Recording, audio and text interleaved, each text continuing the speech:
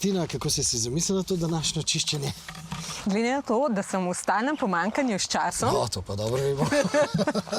sem šla kar lepo na internet, na največjo slovensko spletno tržnico in predvsem šla pogledat sekcijo pod avtomobile.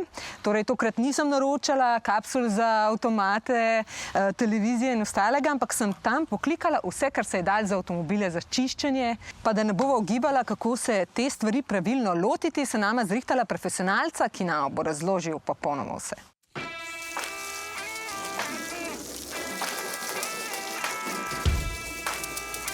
To je pa kot pri gasilcih.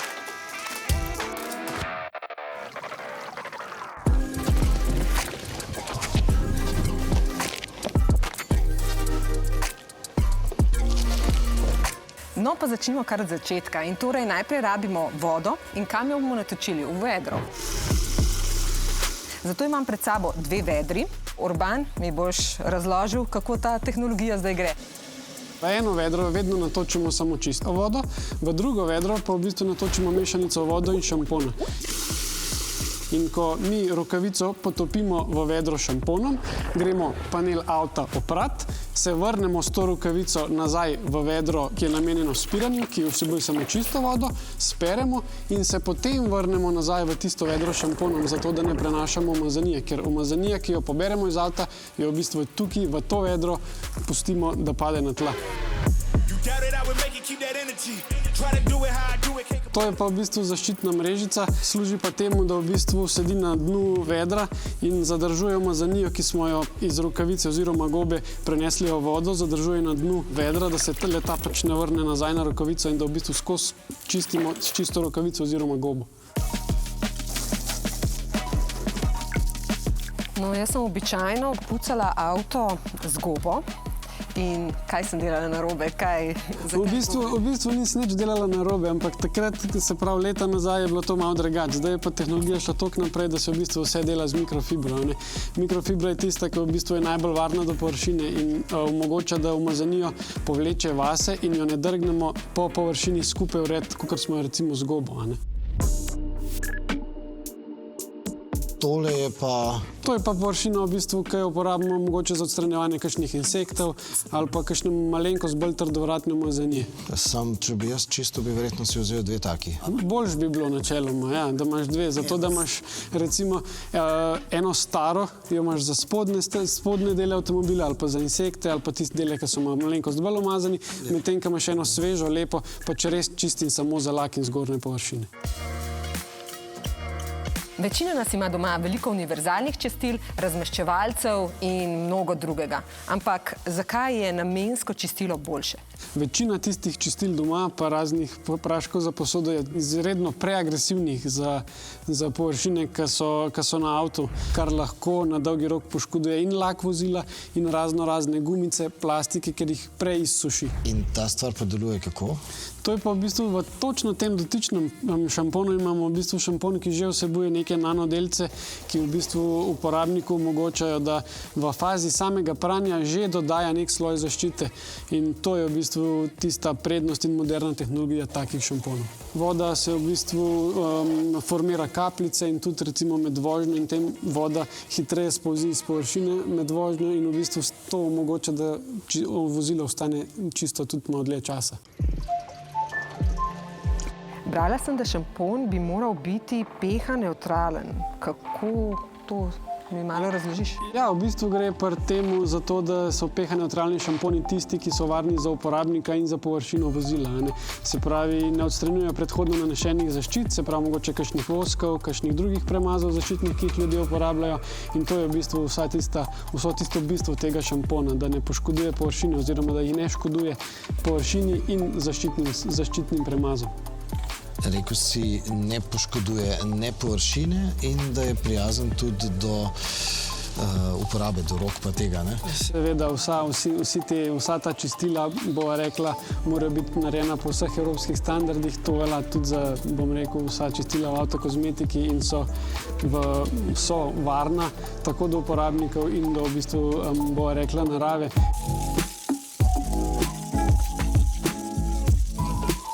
vrstni red pranja kar dosti pomemben. Se pravi, prvo pravilo je to, da se najprej lotimo platišč, ker je to načeloma najbolj umazan del na avto in potem nadaljujemo še na, lak vozila in vse ostale površine.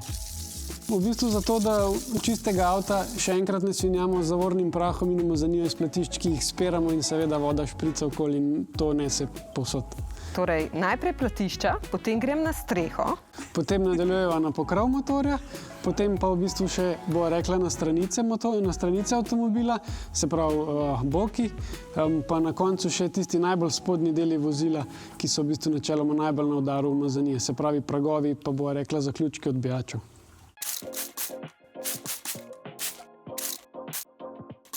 Je to tista roza pena? To je ta zadeva, ja, ki se v bistvu ob stiku z umazanijo obarva rdeče, vijolično. Krivec za to je v bistvu sestavina natrijev tioglikolat, ki poskrbi, da pride do te kemične reakcije. Ampak s čim konkretno dejansko to čistilo reagira tam na platiščih? Čistilo v bistvu reagira z ostanki zavornega prahu in v bistvu tudi ostale kovinske umazanije, ki nastane pri vožnji. Kako potem to čistiš, to krtačo, ne? Se pravi, krtač je v bistvu pripomoček, ki deluje na čistilo in na zavorni prah. Se pravi, v bistvu je tista, ki ti malo lajša delo oziroma pomaga, če gre za kakšno malenkost bolj zapečeno umazanijo. Na trgu je na tisoče raznoraznih krtač pripomočkov in načeloma si potem vsak najde tisto, ki je njemu ljubša. Ampak ne bomo platišča s temle poškodovali? V bistvu ne, oziroma lahko ga poškodujemo, če govorimo o kakšnih bolj občutljivih platiščih. Je pa res, da nam v bistvu čistilo, da je čistilo tisto, ki nam tudi pri platiščih omogoča neko lubrikacijo in s tem v bistvu poskrbi, da ne drgnemo direktno na samo suho in umazano površino. Ampak, torej, če smo pri platiščih, je treba omeniti tudi gume, kako jih očistimo, ne? Seveda, ja, tudi kot posod pri pranju avtomobila je tudi pri, gumah pomembna priprava. Se pravi, tudi gume je treba očistiti. Sicer čistila nažalost nimamo tukaj namenskega, ampak obstajajo čistila, ki so namenjena pneumatikam. Po drugi strani pa je tudi namenska krtača, ki nam omogoča to čiščenje in v bistvu s tem pripravimo samo površino pneumatike na tisto na koncu premaz. Kaj pa to pomeni v bistvu namensko čistilo? Kaj v bistvu dela to čistilo? Ker v resnici bi lahko že s tem krtačenjem vse naredili. Čistilo v bistvu pomaga in odstrani tudi recimo kakšne stare premaze, kakšne, umazanijo, tudi zavorni prah se tudi v pneumatike primejo, ne? In v bistvu s tem čistilom mi v bistvu razmastimo in pripravimo pneumatiko pač na nadaljnjo, mazanje in zaščito.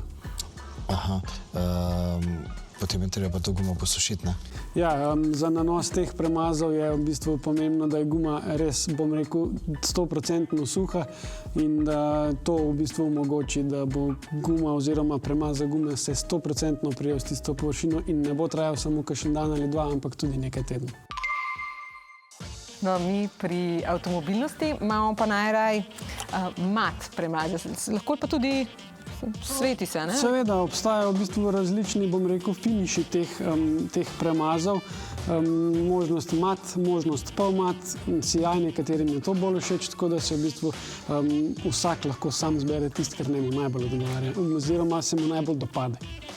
No, kot je rekla, mat, zato ker izgleda bolj kot guma. Tako, mat je tista, ki naredi, površino bolj naravnega izgleda, res je.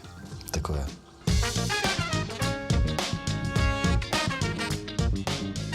Avto po pranju vedno izgleda super, top, ampak ko se posuši, pa se nastanejo lise. Torej, kako se bomo rešili teh lis? V bistvu so to krpe iz mikrofiber, ki nam v bistvu omogočajo, da avto posušimo varno, hitro, predvsem pa brez nepotrebnega užemanja krp, ki smo ga navajeni še v tistih, jelenovih krp, ki so bile popularne včasih. Sedaj se v bistvu vse dela na mikrofiber, osnovi in to je tista zadeva, ki v bistvu posuši in res popije velike količine vode. Se pravi, mikrofibra umazanijo skrije vase, medtem ko je tista jelenova koža upila samo vodo. Kar je, če je pa še kaj ostalo od pranja na površini, pa je tisto, bova rekla, mikromozanijo vlekla za sabo po površini in s tem lahko povzročila kakšno zelo majhno sicer, ampak prasko. Se pravi, brez ožemanja. Te krpe v bistvu popijejo ogromno količino vode, tudi do 3-kratnik svoje teže in v bistvu ni potrebe po bova rekla, ožemanju. Je pa res, da kaj je malenkost napite vode, postane malenkost teže. In pol je vseeno ožamamo. Ne rabimo ožemati. Na koncu jo samo posušimo na zraku in to je to. Vsi smo se že usedali v kakšen tak avto, ki ima tisti masten občutek, neprijeten. Kako se temu izognemo? Ja, to zdaj ni več popularno, kot je mogoče bilo včasih. Se pravi, zadeve očistimo, armaturo očistimo, plastike očistimo z namenskimi čistili in mikrokrpo. Če je zadeva zelo umazana, si lahko pomagamo s kakšnimi takimi, bova rekla, gobicami, ki so namenjene čiščenju bolj umazanih površin, pa ena klasična mikrokrpa in v bistvu to je to. Za na koncu pa v bistvu si lahko zberemo še neko zaščitni premaz. Obstajajo seveda tudi mat oziroma taki zaščitni premazi, ki jih niso tako opazni, kljub temu pa v bistvu zaščitijo površino pred raznimi UV žarki, ki škodujejo plastiki, pa kakšno razbarvanje je tudi dostikrat pojav, plus lepo izgleda, ker je v bistvu tistega naravnega izgleda. To je v bistvu samo čistilo, ki v bistvu površino razmasti, jo očisti razne kakršnekoli umazanije. Na koncu seveda moramo čistilo tudi obrisati, da dobimo res tisto čisto naravno površino. Ne mastno, ne? Tako, ja. Za tisto, po čistilu zadeva ne bo mastna, ne.